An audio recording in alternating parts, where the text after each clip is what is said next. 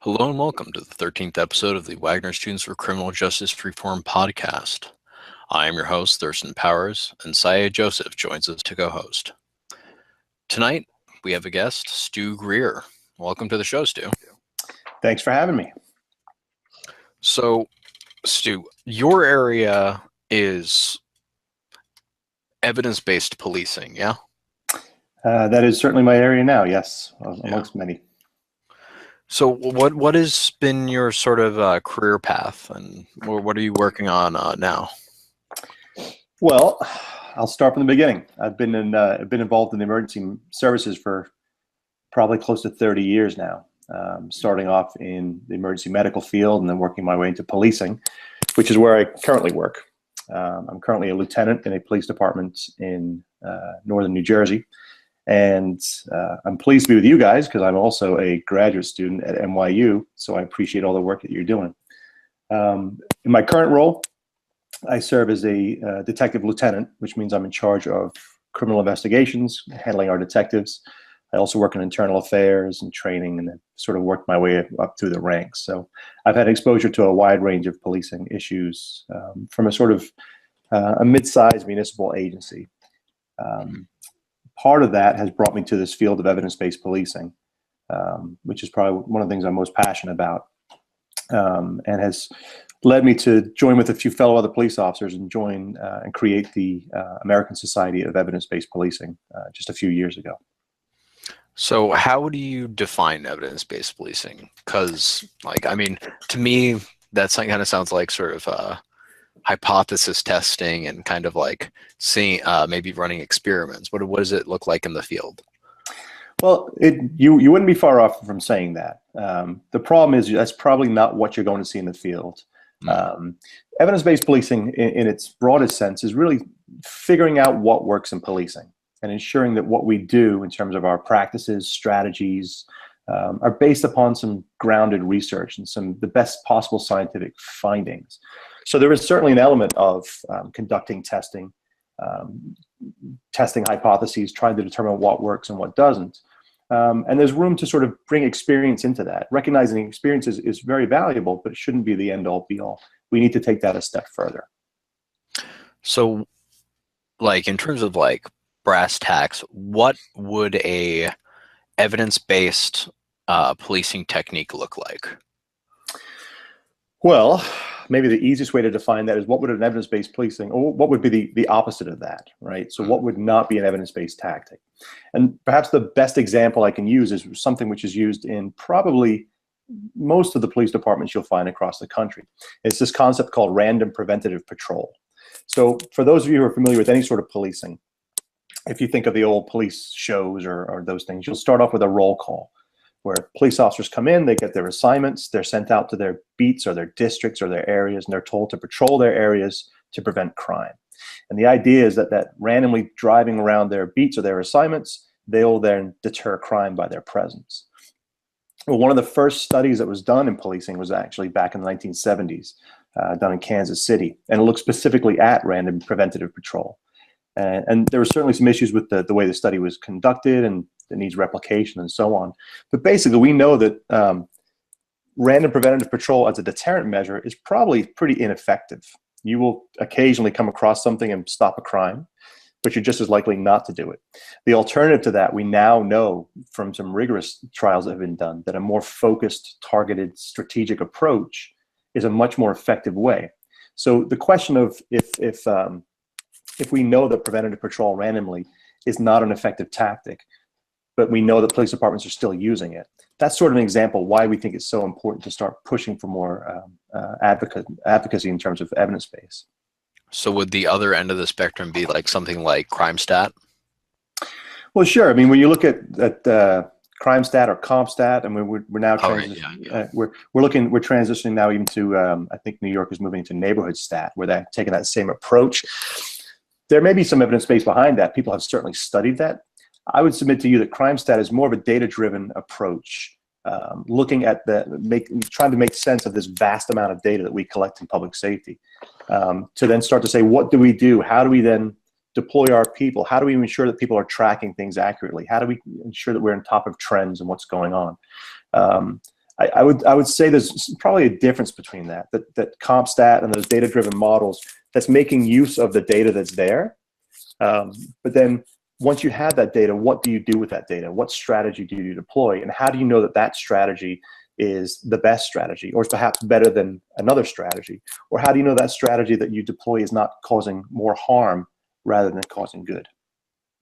So how does the community view these different forms of policing? Like, for example, I remember there was a study that showed that even though foot patrols did not reduce crime or the likelihood of break-ins, the community felt, watching a police officer walk around their block, they felt safer. When you use these new techniques, is it in response to community asks, or is it with the community? And how do they react? That's a great question. And it's a really complex question. It's deceptively complex when you think about it.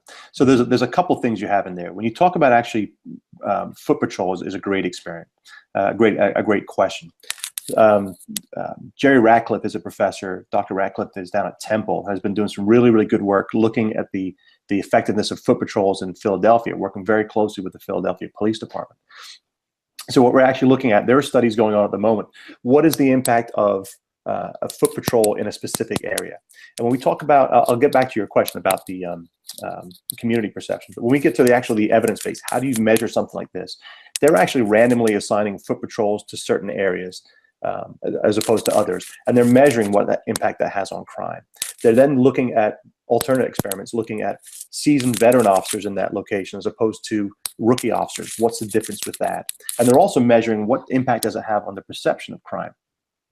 So when you talk about the community aspect, part of what we do in policing, and I think it's part of the shift you're starting to see now, is we need to recognize that really we're police officers, but primarily we're members of the community as well.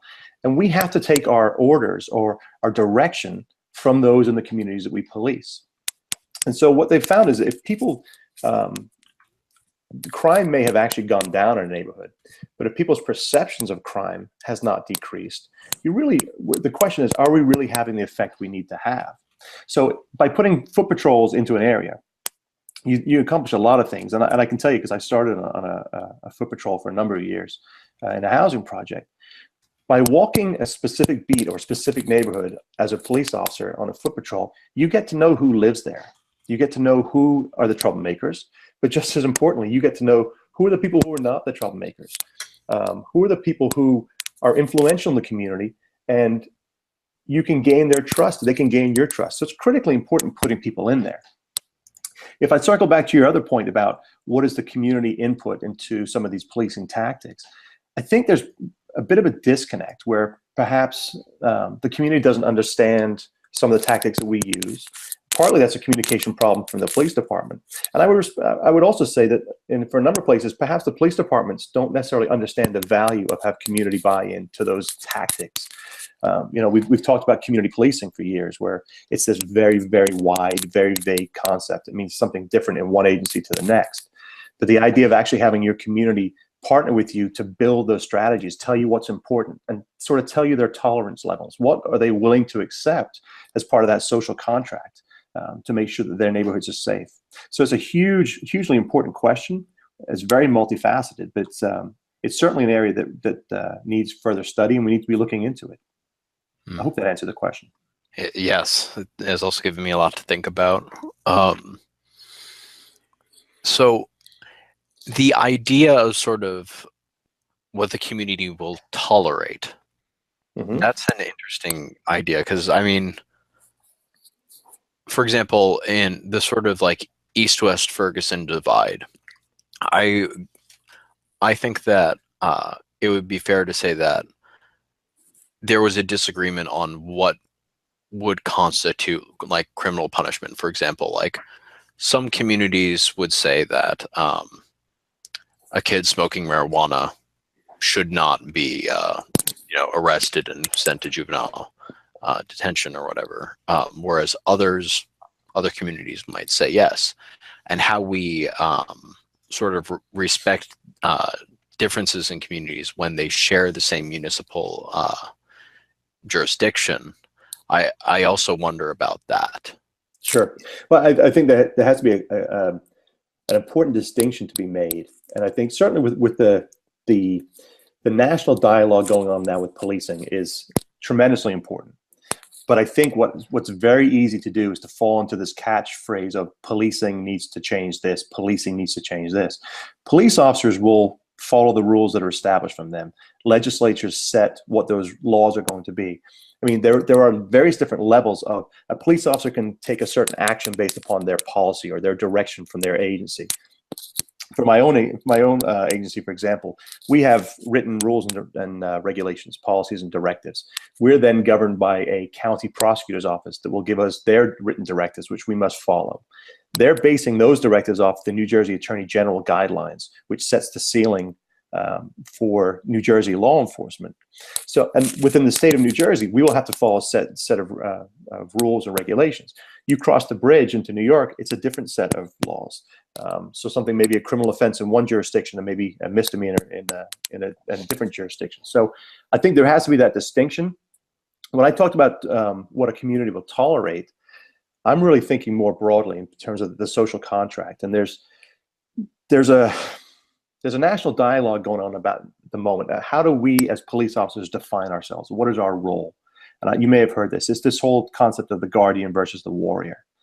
And so if you think back to the way from the very beginning, how do we recruit people? How do we train those people? What do we ask them to do? What tools do we give them to do that job? And then when we send them out, if we train people to be warriors and train them to combat crime alone without thinking about some of the other things we do, we end up with people who have a warrior mindset. And you know, we cannot forget policing is a very dangerous job. You're encountering people all the time who may want to try and get away from you, or may just their mental state is such that they're not making positive decisions. You know, and as a result, a lot of police officers get hurt. That's something which has to be on the table, clearly. But if we start thinking about policing as more of a guardian mindset, what is it that we do? Our goal should be to make our communities safer. You know, you go back to the Peelian principles that police officers should be judged on the absence of crime and disorder, not our ability to lock people up.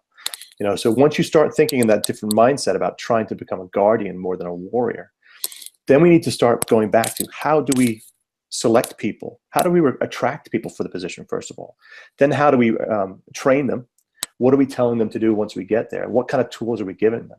You know, we're asking police officers to do mental health evaluations, or deal with mental health, emotionally disturbed people. We're dealing with medical calls. We're going to car accidents.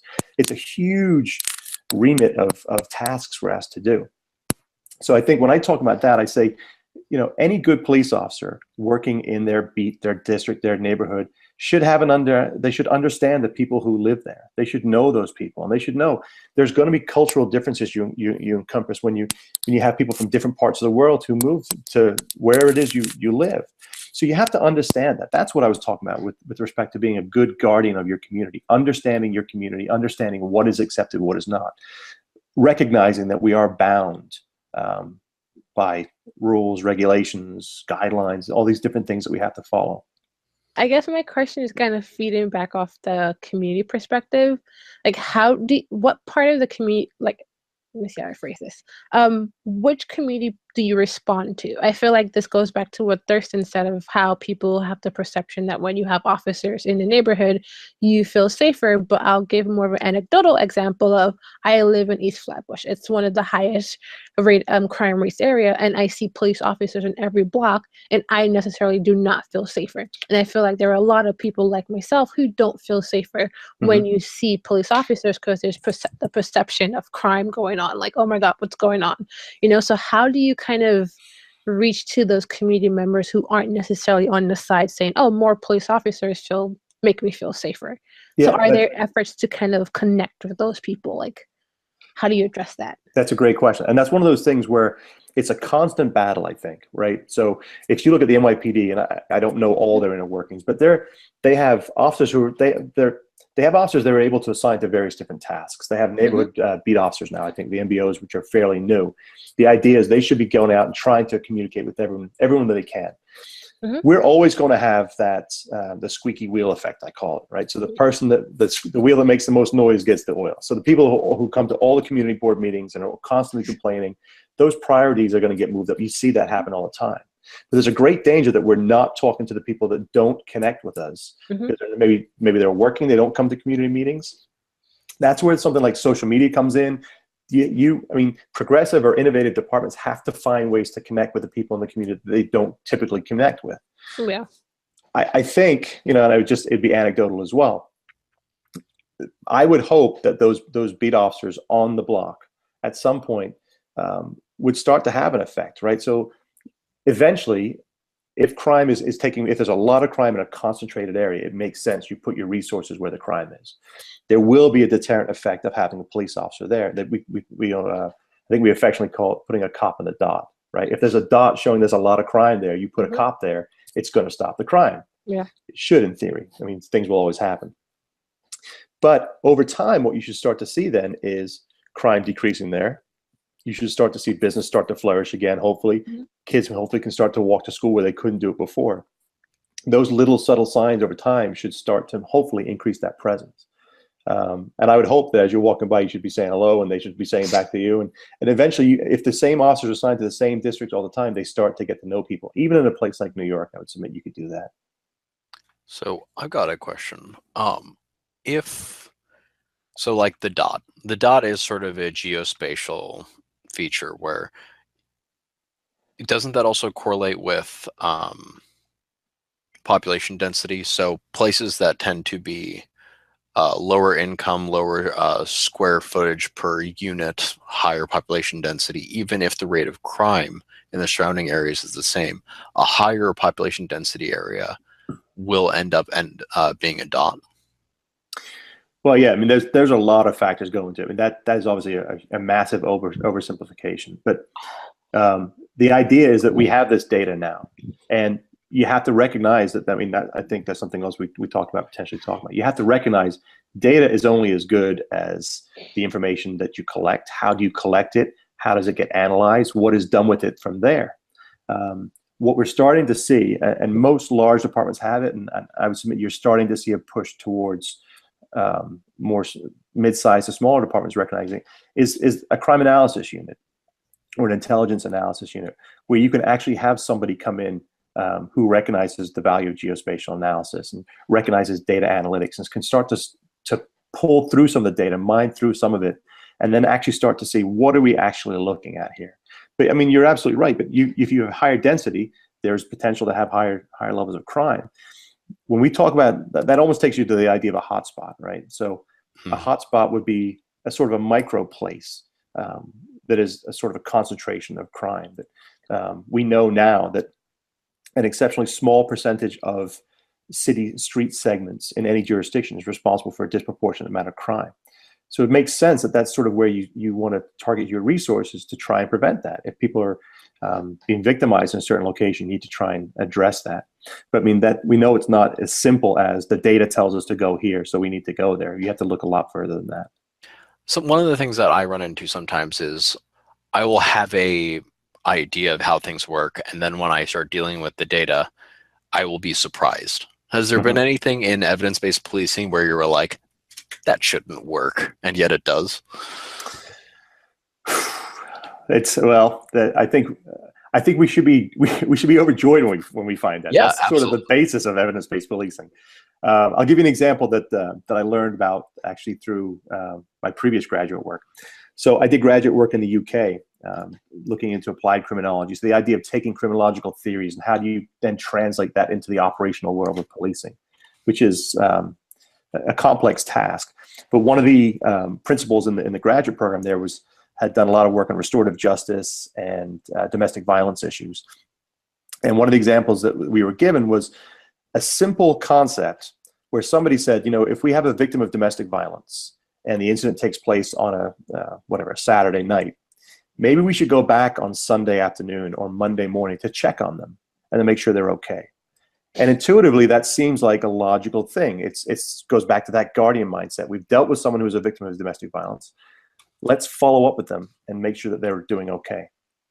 So intuitively, that seems like a logical thing. When they actually evaluated it, they found that it actually, they theorized that it rekindled the event which took place when the police were called in the first place, and resulted in higher levels of violence against those victims. So that's an example I would submit there, where you say we tend to think intuitively we know what would work, but unless we're actually going to rigorously test it and evaluate it, the great danger is that we could be intuitively wishing the best but causing harm. Mm. Oh, I guess my question goes back a little bit to like data mining. I'm like, how do you guys, I guess, go through data and just account for the bias? Because I feel like a lot of data could create the perception that crime only happens in like low income neighborhoods and minority neighborhoods, when that's not necessarily the case. So like, how do you guys kind of, I guess, take it for a grain of salt, but then also do what you have to do? Well, and that's one of the big questions now. That's one of probably the biggest debate in predictive policing at the moment, is that what data is being used to generate those predictions. And I'm not even talking about the prediction part, but what data are we pulling? If you're pulling just call for service data, if you think about that, somebody calls the police respond. So at first glance, you would think that would be uniform across the board. But we know there's neighborhoods where people don't feel comfortable calling the police. Mm-hmm. Or there are places where violence is perhaps so escalated that a minor incident doesn't warrant calling the police, and so things go underreported. So it's a huge challenge. I don't know that we necessarily have the answer to be honest with you. I think one of the big things that needs to go forward is, there's a push for transparency in data. There's a push for transparency in algorithms. How do we determine what algorithms are used going forward, especially when we're talking about an algorithm or a predictive policing platform that's used for public good? I certainly cannot evaluate an algorithm. I could barely spell it, to be honest with you. So it's a great source of confusion for me sometimes. But police officers, we're always looking for something to help us be better at our job. And so it's very easy to say, well, if this will help us do that, and then we move forward. But when you actually stop and think about it, that we have to recognize those underlying biases that are built into the data. I don't know what the answer is, to be honest with you, but it's just something I think is part of the discussion. We certainly have to be talking about it. And until that's figured out, this is not really something that's going to necessarily be completely accepted. It's always going to have that sort of stigma to it. So it has to be addressed. I just don't have the answer for you today. In cases where you've got domestic violence on Saturday and you attempt to do the checkup Sunday, what if it was something in particular about the community studied? How generalizable are these findings, and how specific are they also? Like, are there any particular variables that are generalizable? Well, that's another area where you could say building an evidence base on anything, especially when it comes to social programming or anything like that. You certainly cannot draw specific examples from one study and say this is generalizable across the entire population, because I can tell you police officers and the way we handle cases are different from jurisdiction to jurisdiction, from state to state, from community to community. Communities are different. The specific instances of that one study, we would have to actually dial down and take a look at what was the methodology that was used for that study. What was the sample size? Was it random? Was there random treatment control groups? What was the statistical significance? All these things which are critically important, but that realistically are not something that working line police officers are going to necessarily know about, first of all, or understand, or have the time really to look into. So I think the critical thing is every study has an importance to it, right? So it's better to be doing studies than not to be doing studies. Recognizing it's very difficult to do studies in policing, but it doesn't mean we shouldn't try. We should start by partnering with some of our academic associates. We have fantastic criminologists doing groundbreaking work in policing. And we have some wonderful police officers who want to know what works because we want to do what we can. Academics write a certain way. They're writing for academic journals. They're writing for their peers because they want to pass on this information. But the way they write those findings don't make it to police officers. And the police officers wouldn't find value in that academic journal anyway. And that's sort of where we're coming in with the organization I founded, the American Society of Evidence-Based Policing. We're trying to bridge that gap between the academics and the police officers. And we're hoping to try and develop what we call the pracademic, or the evidence cop. So these are police officers, and when you say evidence cop, everybody thinks about the cops dusting for fingerprints and collecting DNA. So we've had a bit of a problem with that. But what we're trying to say is there are some incredibly talented police officers out there. So men and women who are highly educated, highly motivated, and are driven to do the best job they can. And so we need to find a way to make sure that they can find the information that the criminologists and the researchers are doing. And then how do they couple that with their experience and their knowledge to start driving the conversation forward?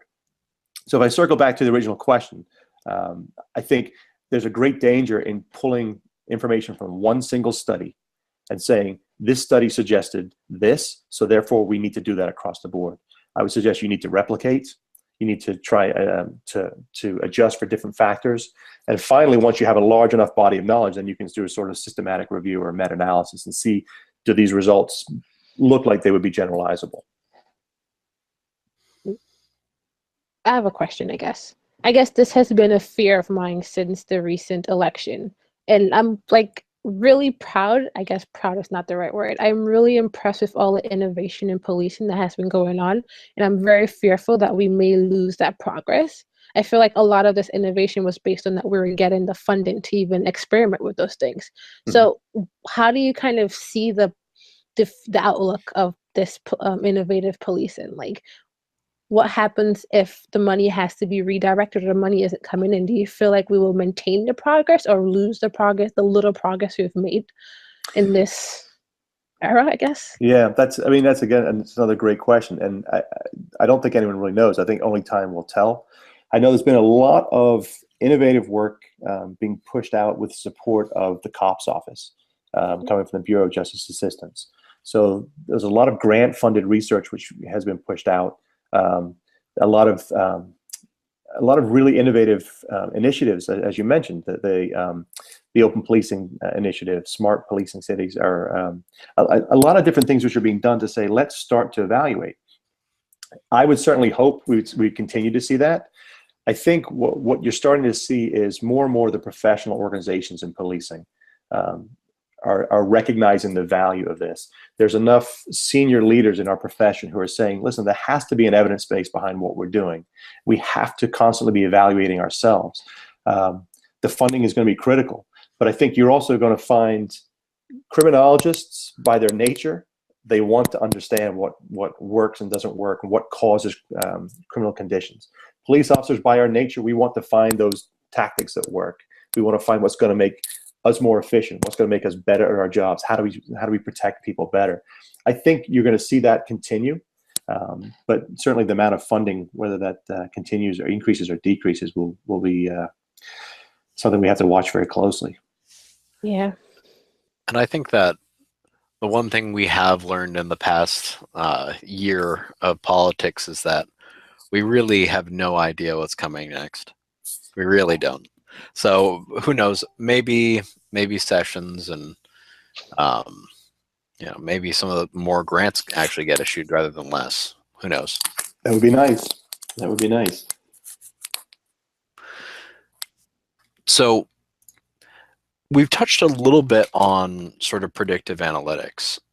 Now, the one issue is that race tends to co-vary with a lot of other factors that are not easily measured. So how can you tell when looking at these sorts of models whether something is due to racial bias or due to the fact that race is easily measured, whereas something like housing insecurity or concerns about like food security may actually be partly explanatory for what appears in the race variable as statistically significant? Well, in terms of actually how the information gets put into the algorithm, I don't have the information on that. I know, as if we go back to what we were saying before, a great part of the predictive analytic movement is going to hinge, I think, on what do people perceive is the value of these things? And so you come to the concept of legitimacy, right? So in order for somebody to believe something is a legitimate instrument, they have to actually believe it's being done in a fair and impartial way. So I know when you look at some of the large predictive analytic firms out there now, and these are corporate ventures, keep that in mind. So I know a lot of them are saying, listen, this is a corporate venture, so therefore we can't necessarily disclose the algorithm we're using. So a lot of the information is not public. There are other agencies, other organizations now, which are setting up as B corporations or corporations designed.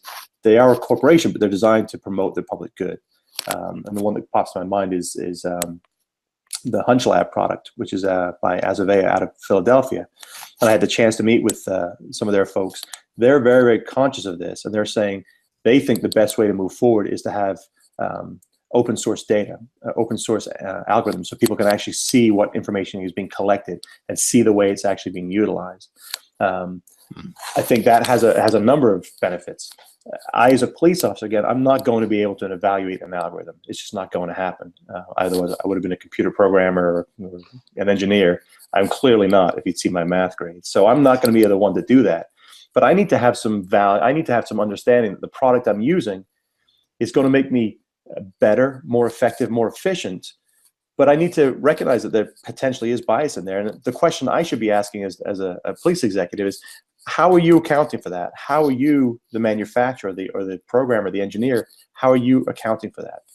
So I think the only way to go forward with that is going to be transparency.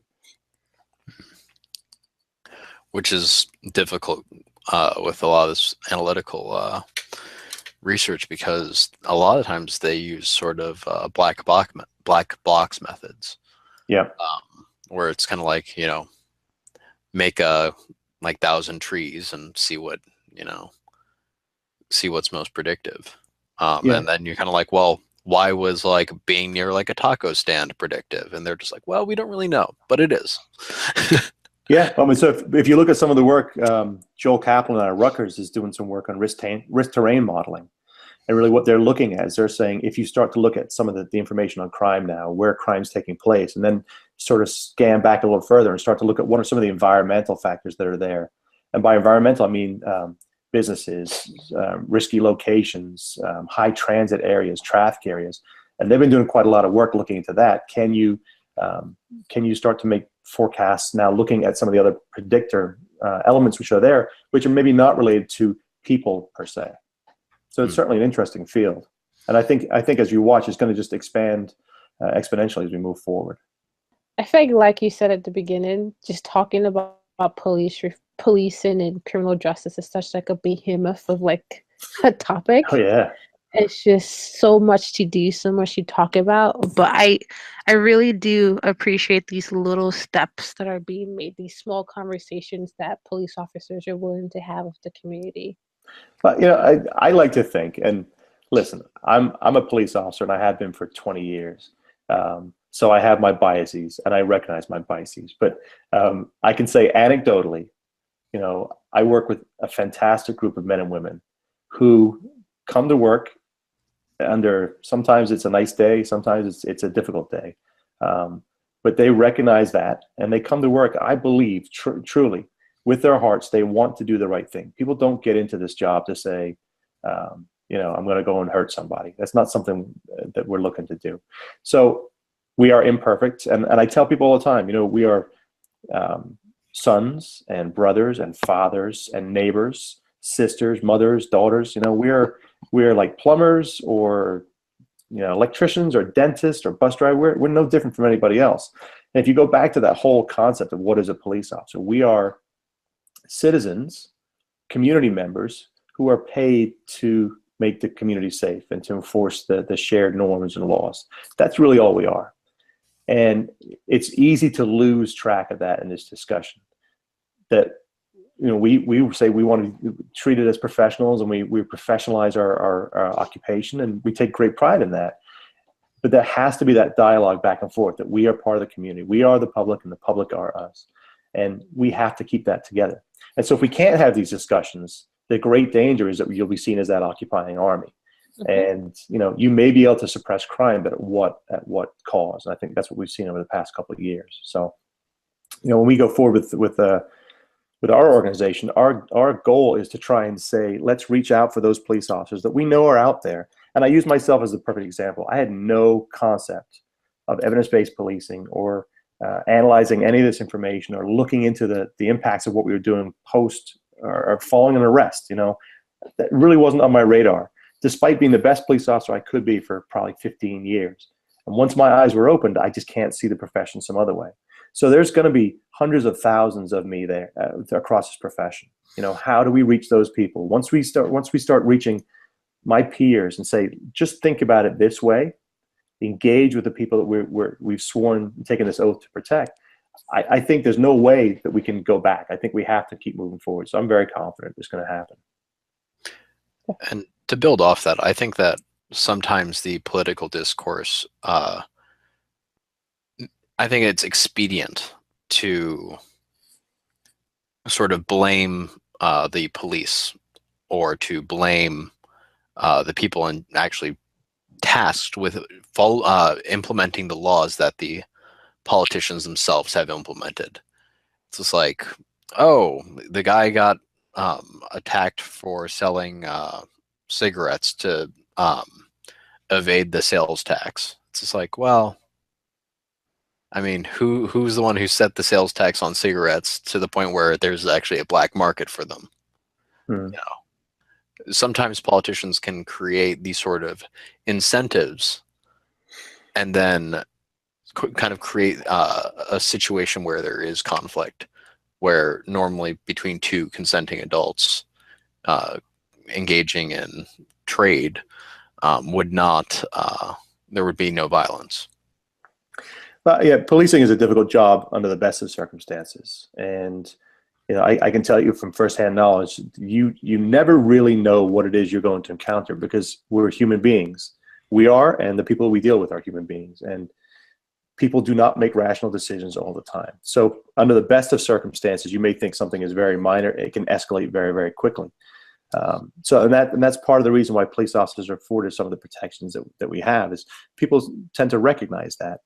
But that being said, there's also been some situations from across the country where police officers have clearly acted inappropriately. Yes. And that needs to be acknowledged as well. And I can tell you from if squad rooms around the country or anything like mine, you watch some of these incidents and you say, I cannot believe somebody actually did that. What were they thinking? You have to recognize that there was good procedure, there was terrible procedure, and then there's that gray area in the middle, which is where we operate quite a lot, unfortunately, is where a situation goes south very, very quickly, and you deal with it the best you can. And that's the reason some of those protections are in place. But yeah, I think we clearly have to. I think maybe society has to recognize that police have a difficult job, and we as a police have to recognize that we are held to a higher standard.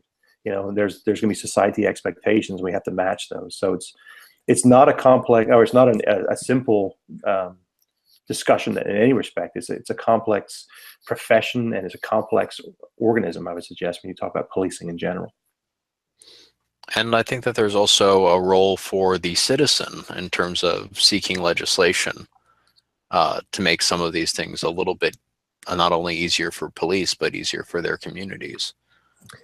There are laws that just sort of, I don't know, are unnecessarily criminalizing people. Well, yeah, and I think you see that around the country with the decriminalization of marijuana laws in various states. That's something very much still being studied, but it shows the power of the citizenry. If the citizens come back and say, we collectively don't believe that this should be a criminal offense, then it becomes decriminalized through legislation, and then you don't have police officers responding to those incidents. So I think that's the important part of that social dialogue, that social contract. What are the boundaries that the citizenry expect? What are the lines in the sand, if you will? What are the shared expectations that this community has? And that goes back full circle to what I was talking about. What do we as a community believe should be criminalized? What do we believe the tactics should be, or the penalties should be, so on? And then have the police force enforce those or adjust them. Thank you very much for joining us. Hopefully you can come join us again. That was my pleasure. I appreciate it. Well, audience, if you enjoyed what you heard, please let us know. Comment, like, subscribe, and have a good night.